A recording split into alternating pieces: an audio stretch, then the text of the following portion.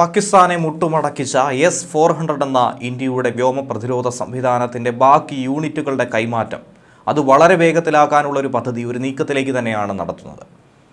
പാകിസ്ഥാൻ അതിർത്തി മേഖലയിൽ നടത്തിയ മിസൈൽ വർഷത്തെയും ഡ്രോൺ ആക്രമണത്തെയും എത്തരത്തിലാണ് ഇന്ത്യ പ്രതിരോധിച്ചതെന്നുള്ളത് ലോകം തന്നെ നോക്കിക്കണ്ടതാണ്.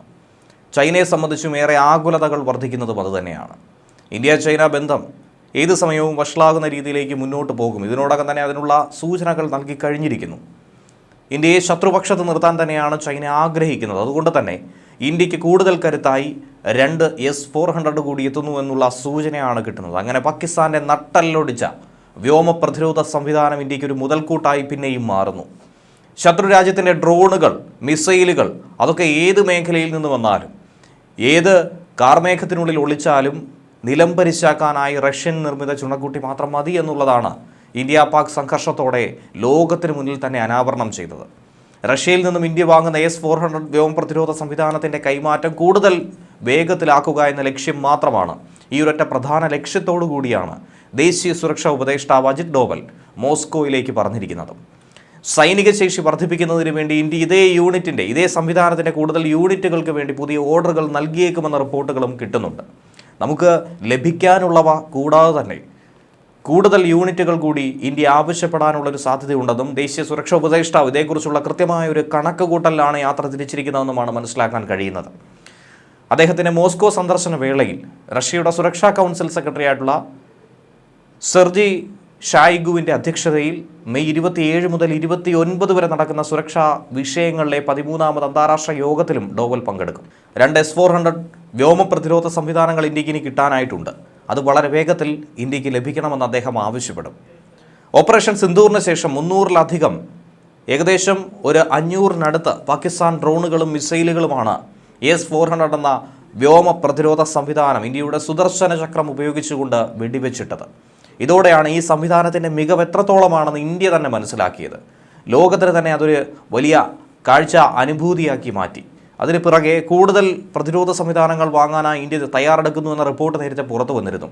അങ്ങനെയുള്ള ആ സംശയം ഒന്നുകൂടി ഊട്ടിയുറപ്പിക്കുകയാണ് അദ്ദേഹത്തിൻ്റെ റഷ്യൻ സന്ദർശനം.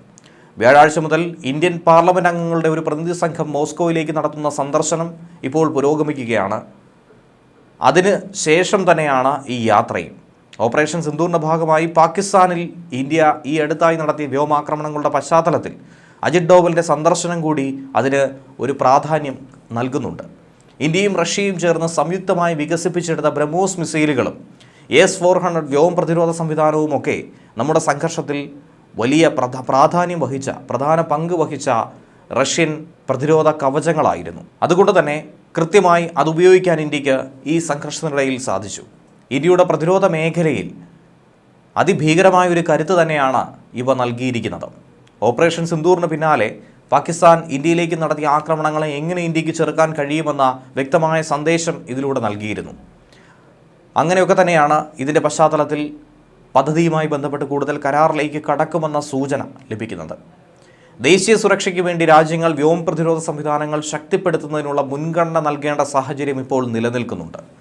പ്രത്യേകിച്ചും ഇന്ത്യയെ സംബന്ധിച്ച് മോസ്കോയുമായിട്ടുള്ള രാഷ്ട്രീയ തന്ത്രപരമായ ഏകോപനം കൂടുതൽ ശക്തമാക്കി നയതന്ത്രബന്ധം കൂടുതൽ വിപുലമാക്കി മുന്നോട്ട് കൊണ്ടുപോകാൻ ഇന്ത്യ കൂടുതൽ ശ്രമിക്കും. പ്രത്യേകിച്ച് പാകിസ്ഥാൻ ആസ്ഥാനമായിട്ടുള്ള ഭീകരവാദ അടിസ്ഥാന സൗകര്യങ്ങൾക്കെതിരെ അതിശക്തമായ തിരിച്ചടി ഭാവിയിലും ഇന്ത്യ നൽകുമെന്ന കാര്യത്തിൽ സംശയമില്ല. അതുപോൾ പാകിസ്ഥാൻ്റെ സൈനിക കേന്ദ്രങ്ങൾക്ക് നേരെ തിരിയണമെങ്കിലും ഭീകരരെ ഉന്മൂലനം ചെയ്യാൻ അത് മാത്രമേ ഉള്ളൂ മാർഗമെങ്കിൽ പോലും അത് ചെയ്യാനും ഇന്ത്യ തയ്യാറെടുത്തേക്കും. ഏറെക്കാലമായി നിലനിൽക്കുന്ന ഇന്ത്യ റഷ്യ സുരക്ഷാ പങ്കാളിത്തത്തിന് അനുസൃതമായി തന്നെ റഷ്യയിൽ നിന്നും തുടർന്നും ഇന്ത്യ പിന്തുണ പ്രതീക്ഷിക്കുന്നുണ്ട്. 5 പ്രതിരോധ സംവിധാനങ്ങൾക്കായിരുന്നു ആദ്യം കരാർ ഒപ്പിട്ടത്. അതിൽ 3 ഇന്ത്യക്ക് ലഭ്യമായിട്ടുണ്ട്. ബാക്കിയുള്ളവ എത്രയും വേഗം നമുക്ക് കൈമാറണമെന്നുള്ള ആവശ്യം തന്നെയായിരിക്കും മുന്നോട്ട് വയ്ക്കുന്നത്.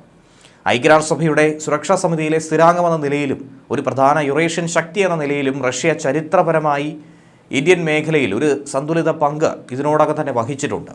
ഇന്ത്യ റഷ്യൻ ബന്ധം പലപ്പോഴും മറ്റ് ആഗോള ശക്തികൾക്കൊരു വെല്ലുവിളിയായി തന്നെ മാറാറുണ്ട്. അമേരിക്ക അടക്കമുള്ള പാശ്ചാത്യ രാജ്യങ്ങൾ ഇതിനെ നിശ്ചിതമായി പല സമയങ്ങളിൽ വിമർശിക്കാറുമുണ്ടായിരുന്നു. എന്തിനേറെ പറയുന്നു, S-400 എന്ന വ്യോമ പ്രതിരോധ സംവിധാനം വാങ്ങാനായി ഇന്ത്യ തയ്യാറെടുത്തപ്പോൾ ഇന്ത്യക്കെതിരെ അമേരിക്ക പോലും ശക്തമായി പ്രതികരിച്ചിരുന്നു. എന്നാൽ അതൊന്നും തന്നെ മുഖവിലേക്കെടുക്കാതെ മികച്ച രീതിയിൽ തന്നെ ഇവ വിന്യസിക്കുകയും അവ വാങ്ങാനുള്ള കരാറിൽ നിലയുറപ്പിച്ച് നിന്നപ്പോഴാണ് ഇന്ത്യക്ക് ശത്രുക്കളുടെ ആക്രമണത്തിൽ നിന്നും ഒരു സുരക്ഷാ കവചം നൽകിക്കൊണ്ട് റഷ്യൻ പ്രതിരോധ കവചം അവിടെ ഒരു സുരക്ഷ തീർത്തത്.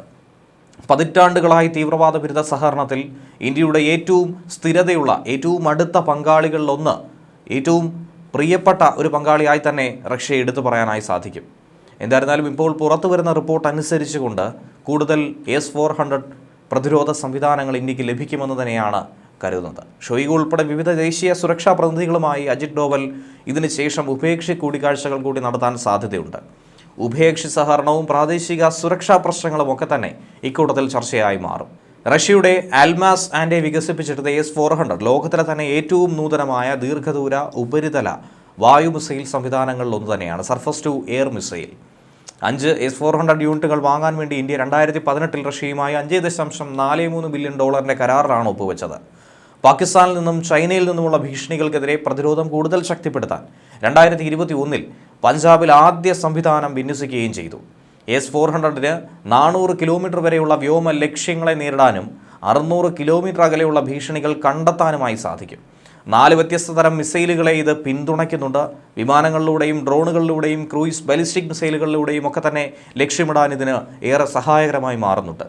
ഏറെ സങ്കീർണമായ ഘട്ടം ഘട്ടമായുള്ള റഡാർ കൊണ്ട് സജ്ജീകരിച്ചിരിക്കുന്ന ഈ സംവിധാനത്തിന് ഒരേ സമയം 100-ലധികം ലക്ഷ്യങ്ങളെയാണ് ഒരുമിച്ച് ട്രാക്ക് ചെയ്ത് നശിപ്പിക്കാനും ദ്രുതഗതിയിലുള്ള സ്ഥാനനിർണ്ണയത്തിന് വേണ്ടി മൊബൈൽ ലോഞ്ചറുകളിൽ ഘടിപ്പിച്ചിരിക്കുന്ന S-400 വിന്യാസം ഇന്ത്യയിലെ മൾട്ടി ലെയേർഡ് വ്യോമ പ്രതിരോധ ശേഷികളെ ഗണ്യമായി തന്നെ ശക്തിപ്പെടുത്തുന്നുണ്ട്.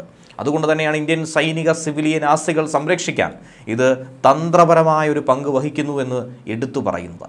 ദക്ഷിണേഷ്യയുടെ വ്യോമ പ്രതിരോധ മേഖലയിൽ ഒരു ഗെയിം ചേഞ്ചറായി തന്നെ ഇത് മാറിയിരിക്കുന്നു.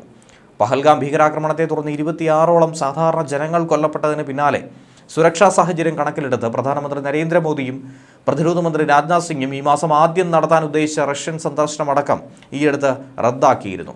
മെയ് 9 റഷ്യയുടെ 80ാമത് വിജയദിന പരേഡിൽ പങ്കെടുക്കാൻ പോലും പ്രധാനമന്ത്രി തീരുമാനിച്ചത് അവസാന നിമിഷം ഒഴിവാക്കുകയായിരുന്നു.